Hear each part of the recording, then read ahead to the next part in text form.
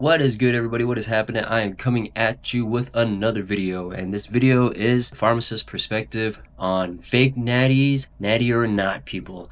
And so here's my pharmacist perspective about that. Now, because I'm a pharmacist, everything that I think about, everything that I do, everything that I read, everything that I see, everything that I interpret, it has to come based off facts, research, studies, and the only way to get that is from the literature that they have available on PubMed or any other credible websites that have these papers published and for public view.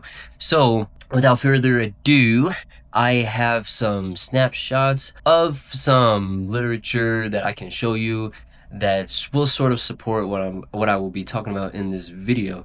Now, when it comes to spotting fake natties or not, I just want to say that you can't really look at someone and say that they're a fake natty and say that, oh, they must be on gear because they have, really large deltoid muscles or their traps are really popping. There's a possibility that they can attain that physique naturally, but the question is not so much that whether or not that physique can be attained naturally, but how long did it take for them to gain that physique. Now, your muscles are constantly being broken down and rebuilt, just like your bones.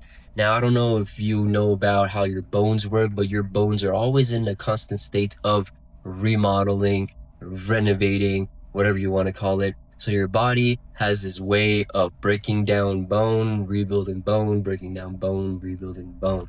And that's why calcium supplementation is so important. That's why vitamin D supplementation is so important.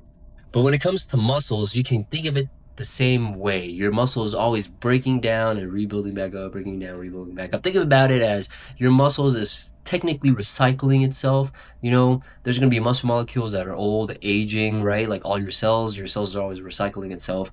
Your cells become old, and when they become old, they don't work no more. So what do? They need to recycle those cellular molecules and repackage them and sort of rebuild them into a new cell. Kind of how your muscle is too. So your muscle is breaking down old muscle proteins and then rebuilding new muscle proteins. So your muscles are always in this constant balance of breaking down, rebuilding, which if you really think about that, now think about what I just said there.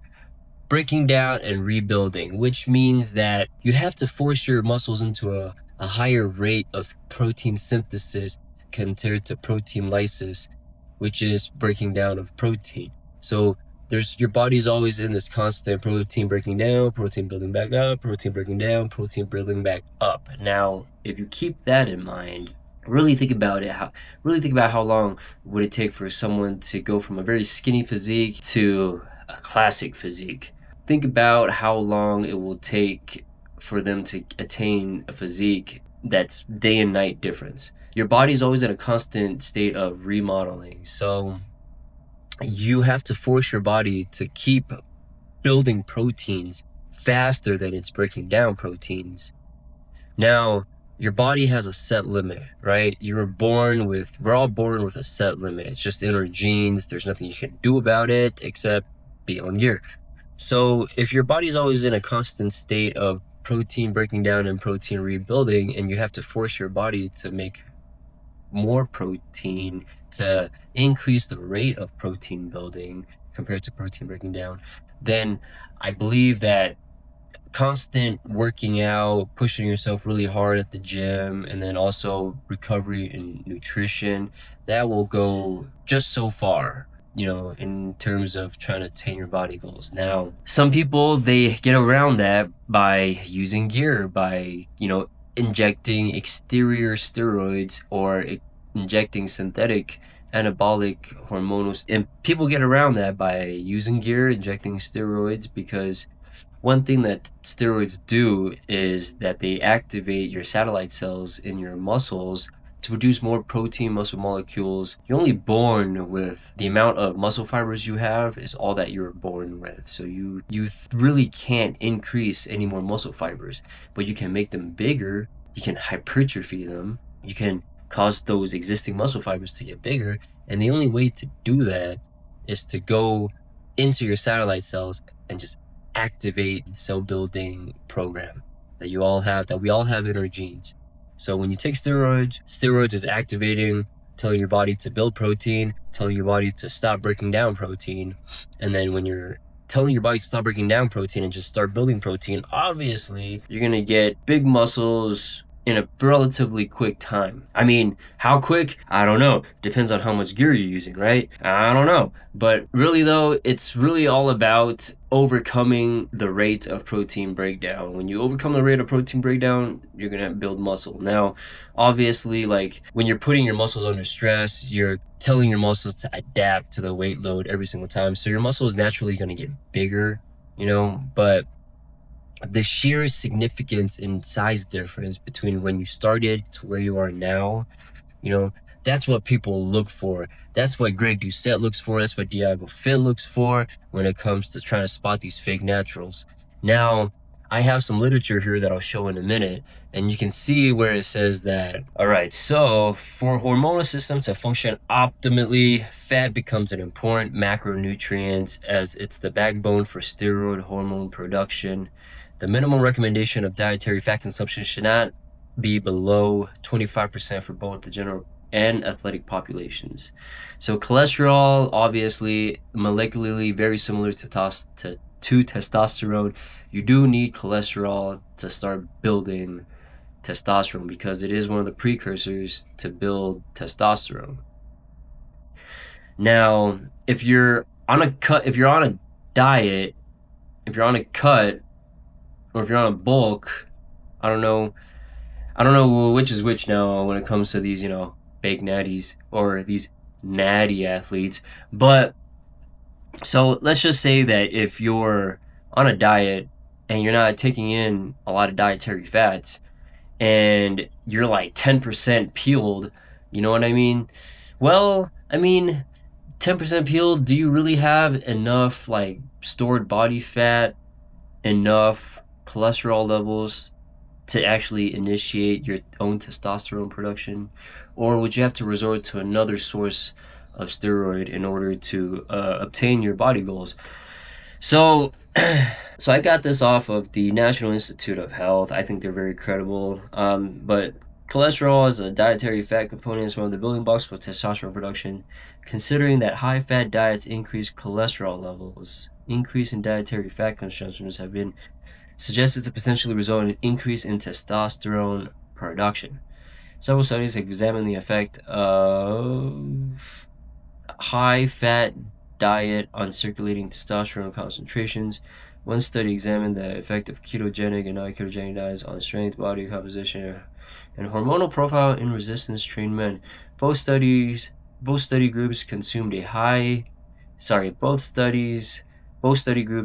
diet high in fat, 65% versus 75% versus 65% for the keto diet and non-keto diet respectively. The primary difference between the diets was that the keto diet group ingested a very low amount of dietary carbohydrates compared to the non-keto diet group. Both groups participated in a 12-week resistance training program. Results indicated that both groups experienced a significant increase from baseline in both total testosterone and free testosterone concentrations. That's what FT stands for, free testosterone concentrations, during all 4 assessment times of the studies. In addition, total testosterone and free testosterone concentrations at weeks 4, 6, and 8 were significantly elevated compared to week 2. Although the investigative team did not employ a control group consuming a low-fat diet, the results do suggest that high-fat diet rich in cholesterol increased testosterone levels, total testosterone and free testosterone, regardless of the state of ketosis.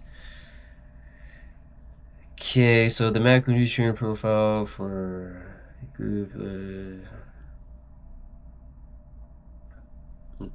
Although both groups had similar increase in muscle thickness, lean body mass, and strength measures, only the keto diet group experienced a significant increase in total testosterone concentration.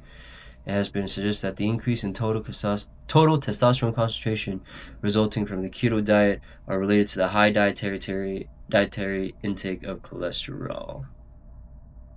So, with that being said, In order for these natties to claim that they're natties and still have that shredded physique while putting on size, they also have to have a high dietary fat diet. So their fats from their diet has to be significantly a lot in order to maintain optimal testosterone production. And if you're always shredded, you know, where is all the fat coming from? I hope you're eating a lot of fat. So really, we all should be asking all these fake natties another question. What is their diet like? So we can already assume that they might be on gear, but in order to like really determine without them actually admitting to it, would be to take a sneak peek into what their diet is like. If they're eating a high fat diet, there's still a possibility that they can be completely natural, but we will never know. Anyways, catch you guys in the next video. Peace.